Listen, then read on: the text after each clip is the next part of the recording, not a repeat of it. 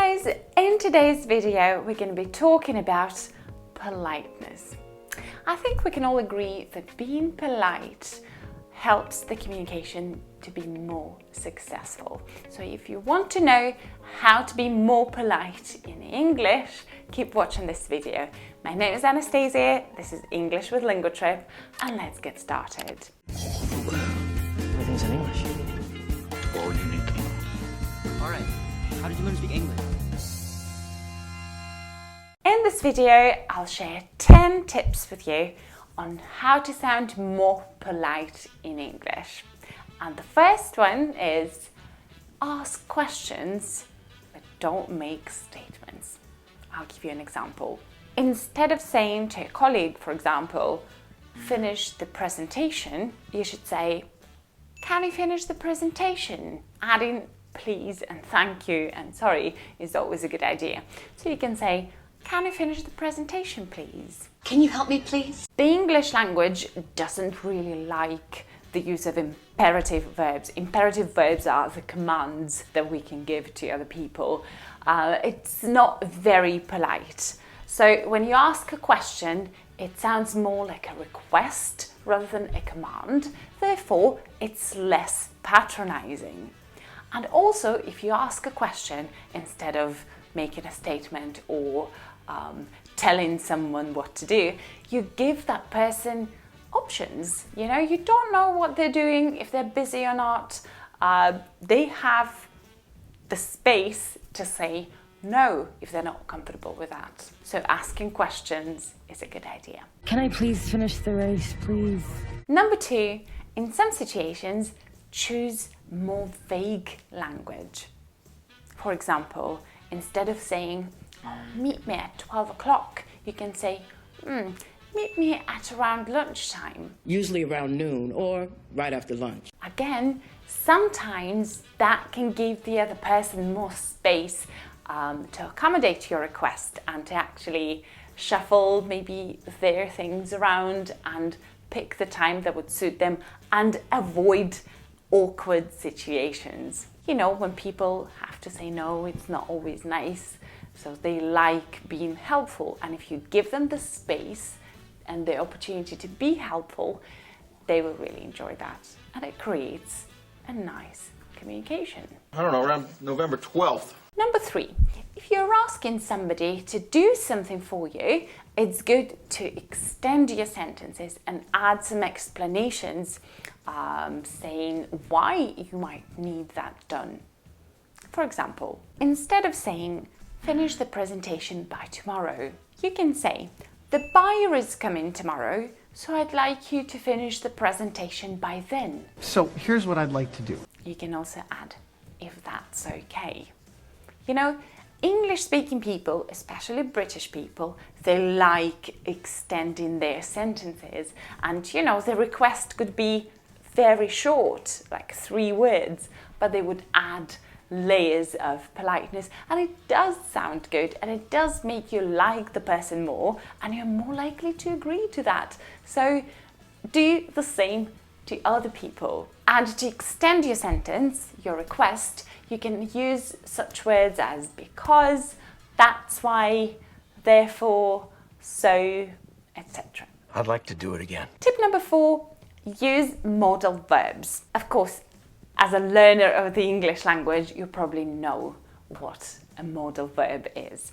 For example, instead of saying, I want the stapler, go for, I would like to have that stapler, or I would like to use that stapler. Would you like to see the new immigration report? Modal verbs often sound softer and less direct. And also, modal verbs, I don't know if you thought about it this way, but they express your subjective opinion on the situation. So that also makes them sound softer. Would you like to see? Tip number 5, use the passive voice. You know, sometimes things get out of hand and you're losing control. So it's better to make your sentences less direct and maybe not try to blame somebody directly. That could be a good idea. for, trying to sound more polite. I'll give you an example. Instead of saying, Jonathan gave me the wrong information, you can say, I was given the wrong information. In this case, you're just outlining what's important, that you had the wrong information, rather than blaming somebody who actually gave you that wrong information. So yeah, just focus on the problem. In this case, it's wrong information. Or instead of saying, Sally broke the printer, so we can't make any copies, you can say, the printer was broken, so we can't make any copies. I was given these dispatches. Just using the passive voice automatically makes the sentence more polite. The next step is try using the past tense. If in a sentence or in your request you have words want or need, it could be a good idea to use it in the past tense, because you distance yourself more from that word, from the situation. It makes it softer and more polite. And instead of saying, do you want coffee? You can say, did you want any more coffee? Did you want to check any bags today? Or instead of saying, do you need anything else? You can say, did you need anything else? Did you need me for anything? By the way, guys, did you know that we have a massive Christmas sale? We're offering an amazing 30% discount on a lot of our intensive courses and marathon courses. Our most popular ones include intermediate to advanced, elementary to intermediate, the one and only British accent, pronunciation 2022, and many others. You can get those amazing courses with a 30% discount, so go to the description box, click the link, and grab your deal. Tip number 7, learn some very common polite phrases. It's good to know grammar, it's good to know vocabulary and juggle them, pick and mix what you need for the situation. But sometimes it's easier to just learn a list of very common and very useful phrases. I'll give you some examples. If you want to ask somebody to do something for you, you can start it with, could you pass me the stapler, please? Or could you send me those reports? Richard, could you please? Instead of asking a direct question, you can say, I was wondering if you could help me. Or I was wondering if you're free today to help me on a project. I was wondering if. I was wondering if you... Another good phrase is, by any chance. By any chance, again, makes the whole sentence a lot softer. And instead of saying, do you have the data from the last marketing campaign? You can say, oh, by any chance. It means you're not really pointing at that person, do you have any data? But you can say, oh, by any chance, do you have any data? By any chance? If you're asking for permission, you can also say, do you mind if, or do you mind if I have a look at the report you wrote yesterday? Maybe the person doesn't want that, and again, you're giving them the opportunity and the space to say no. But yeah, it's a very nice and polite start. Do you mind if? Do you mind if I, look? If you want to suggest an idea, instead of saying, oh, let's do this or do that, you can say, what if? It sounds more hypothetical, and again, if somebody doesn't like it, it gives them more opportunity to maybe suggest their own idea, but it sounds less direct and therefore more polite. You say, what if we designed this presentation like this? What if we repack? If you missed something that one of your colleagues or friends said, you can say, pardon or pardon me. It's a very polite sentence. Pardon? If you want to ask somebody, again, for a favor or to ask them to do something for you, you can start with, sorry to bother you, because you don't know, maybe the person is in the middle of something. So it's very nice if you say, oh, sorry to bother you. Could you have a look at the presentation, please? Sorry to bother you. Or even a very simple phrase like, I'd like to see the results of the last marketing campaign, please.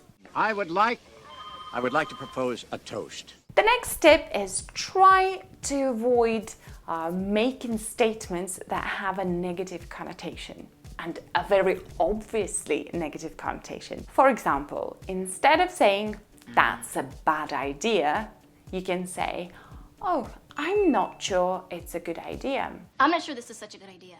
Tip number 9, try to avoid saying "you," especially if you're trying to complain or something. For example, instead of saying, "You don't understand me," try saying, "Perhaps I'm not making myself clear." By the way, sometimes you can hear this phrase with a sarcastic intonation. It's like, "Ooh, perhaps I'm not making myself clear." Get out. You know, in films or TV shows, you will definitely hear this one with a sarcastic tone, but you can also use it with a more neutral tone. Say, "Oh, sorry, I might not be making myself clear," and then try and explain something in a different way. Try to avoid saying things like, "Oh, you don't understand me." Again, do not point fingers, at people. "You broke the printer, you did this, you did that, you do not understand." So that is the polite way if you kind of steer around direct statements. Or you can also direct that at yourself, which is always a better idea. And instead of saying, "You didn't explain that point," you can say, "I didn't get that point," or "I didn't understand that point." Okay, I didn't understand that. And the last tip for today, avoid negative words, negative vocabulary. Try using the opposite, a more positive word, but with a little particle not. I'll show you what I mean. Instead of saying, "I think it's a bad idea," you can say, "I don't think that's such a good idea." Granny, I don't think it's such a good idea. And generally, what you can often hear here in the UK is that if you ask somebody, "How are you?" instead of saying, "Oh, terrible," they can say, "Not that great." Not that great. You see, people are trying to be polite and kind of chuck in that positive word, "great," with a little negative particle. Not that great. So try using this trick in your speech. So this is it for today. Give us a thumbs up if you think this video is useful. Let us know what ideas you're already using and you would like to use in your future communication. Don't forget to subscribe to our channel and watch our other videos, and I'll see you next time.